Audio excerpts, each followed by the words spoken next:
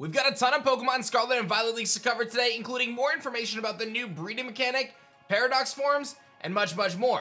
Let's dive in. Wish you guys all a happy Saturday today in Pokemon land, getting some good information here. Pearl Enthusiast reporting on Kaka's most recent leaks. We've got some Riddler stuff as well today. Information about the egg mechanic. Now these are kind of translations, so just bear with me on this. But we do know that the egg mechanic is not the traditional breeding approach, right? It's not gonna be like it used to be, where you pop some eggs in the daycare, you ride around on your bike, and then they hatch based on the amount of steps you take in game.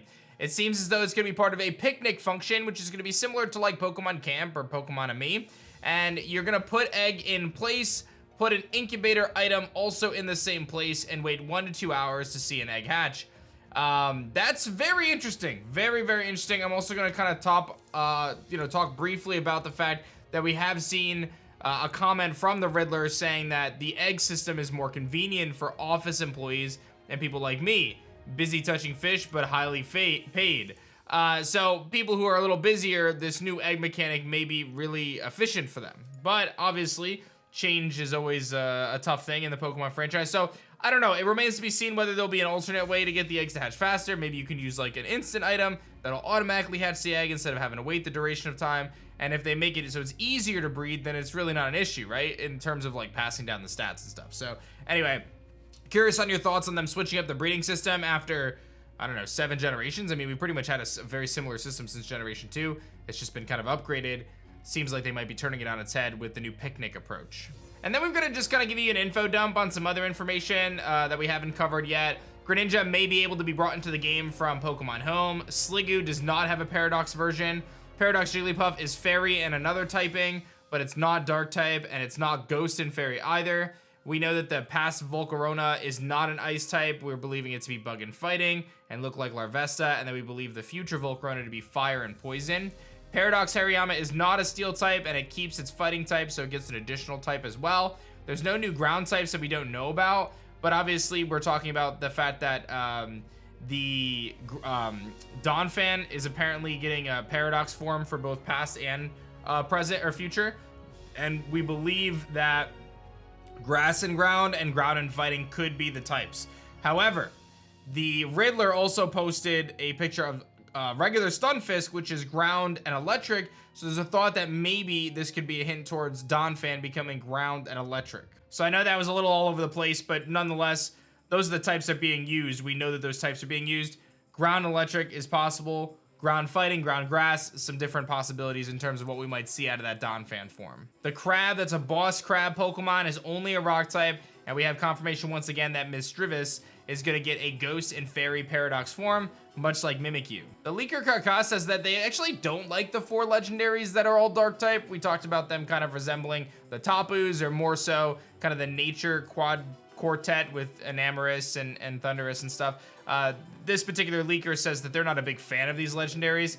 Everyone has different preferences. Like, I like one Pokemon, you guys might like a different one, like Drampa or whatever it might be, and your opinion is poor, but nonetheless, people have different opinions. The mouse couple does evolve. They said they're mixed on this.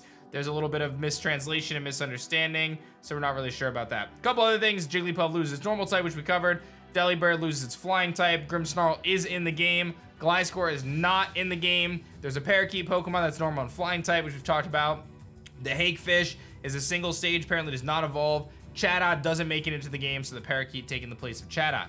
Whimsicott apparently not in the game, and Giratina might be able to be brought in for Pokemon Home. The Electric Bird only evolves once. That's kind of like our Seagull or whatever it's going to be. Shedinja is apparently cut from the game, which makes me very sad. That was one of the things I was actually excited about, is the prospect of Shedinja terrestrializing into like an Electric type, or, you know, a type with very few weaknesses. Electric only having the ground weakness.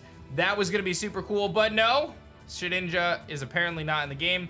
The Spider Pokemon that has been teased in the first trailer is still Bug type when it evolves.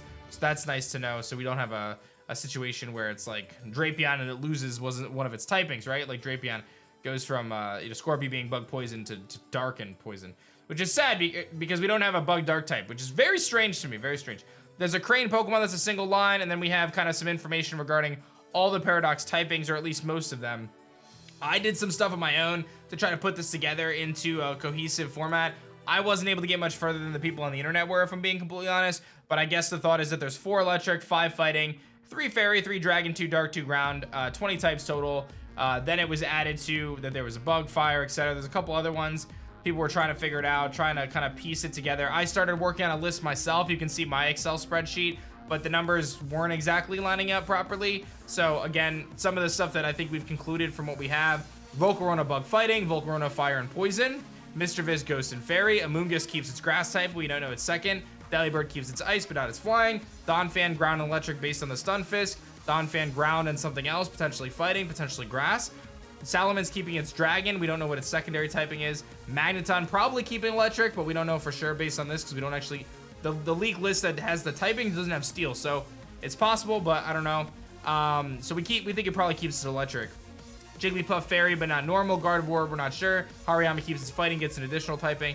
Hydreigon on Tyranitar, not really sure about those. I would imagine Hydreigon stays dragon. Tyranitar probably stays dark, but I don't know, right? There's still room for 2 dark, so I guess there's still a possibility. So again, this chart is definitely not complete, just kind of some of the thoughts that I was able to pour out. So we're still trying to piece together the pieces of the puzzle to ultimately determine exactly what types these Paradox Pokemon are going to be. A couple other things that are worth recapping from the Riddler. I mentioned the egg system, their thoughts on that, but apparently the raids are going to be harder than Sword and Shield, so they're saying let's get well prepared. So going through these new Terrestrial raid dens is going to be harder than the Sword and Shield ones, and they're going to be faster and more efficient, which is nice. They said you can farm raids to get all rare, spawn, and essentially required items.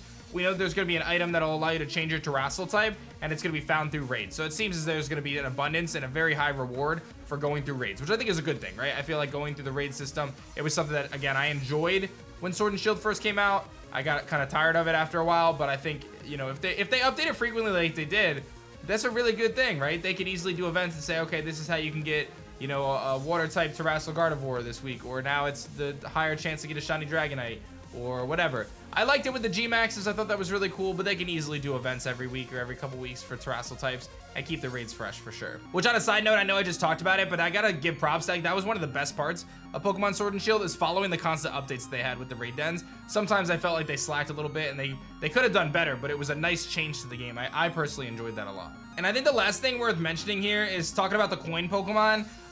The Riddler kind of recapped some of the coin stuff, and they actually recapped that the evolution is like a liquid metal type of coin Pokemon. So that's interesting to note. I just thought it was fascinating. This is one of the more peculiar Pokemon that we know we're gonna get. Kind of like the Spiritomb quest, you're gonna have to go throughout the Paldea region, collect these different coins or whatever to ultimately create this Pokemon. And then ultimately it's got like a liquid Evo metal type of deal, maybe something metal-esque but golden or something like that. So, and apparently the coins come in different colors, so a lot of question marks about that. I feel like even with all the leaks that we have, there's still so many questions regarding Pokemon Scarlet and Violet, which is exciting because we're getting close, guys. Like, I think we're like 80 days away. I just checked, it's 82 days away. So that's everything you guys need to know for the leaks, rumors, riddles, and much, much more. Be sure to like the video if you enjoyed, subscribe if you guys are new, and that's it for me, guys. Enjoy your weekend. I'll see you guys soon. Peace.